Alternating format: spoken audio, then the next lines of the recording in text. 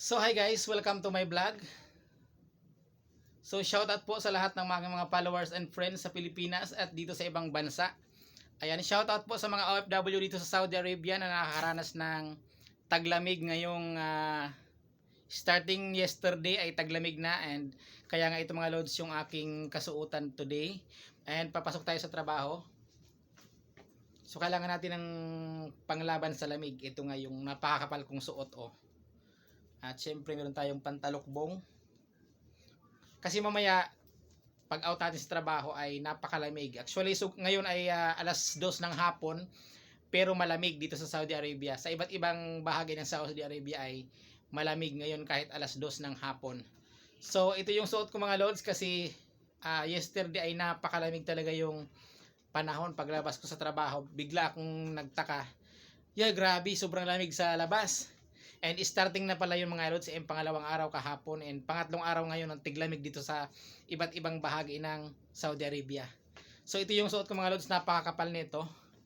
Ayan, para mamaya ay hindi tayo makaramdam ng malamig.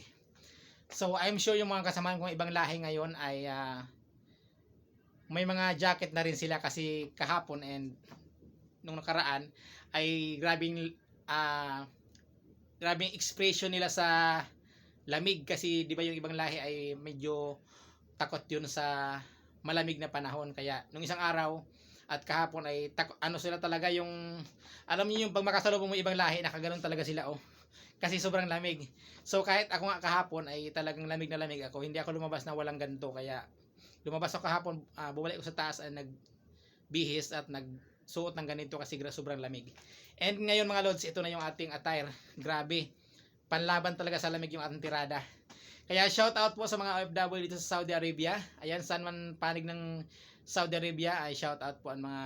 Ingat po tayo palagi at taglamig na at kailangan natin suot ng makakapal tuwing tayo ay lalabas. Ayan, sa mga kapwa ko OFW dito sa Saudi Arabia, paki-follow and share po, and ayan, please like and comment. Ayan, so ito yung room ko mga lods. Ito yung room ko at kasamahan ko. So again, thank you so much po sa pag-watching, and sa mga nag-follow and share, salamat po. And ingat po tayo palagi. Ayan, sa mga OFW dito sa Saudi Arabia, ayan, tuwing lalabas po tayo, kailangan natin magsuot ng makakapal para iwas lagnat, ubo, sipon o ano paman. Bye-bye! Wait lang pala. So ayan mga lods, tingnan nyo yung suot ko. Kaya lang medyo sikip siya kasi nga medyo nagchabi ako. Chabi ako ngayon. Yung pagka ginanito ko ay, pag ginanyan ko ay ano siya mga lods, sikip siya. Yan. Medyo sikip siya. Panjaging talaga to. So medyo sikip siya mga lods. Medyo sikip siya pag ginanito ko, kaya kailangan nakaganyan lang. Naka-open lang siya. Yan. Para medyo kampante ako magalaw-galaw.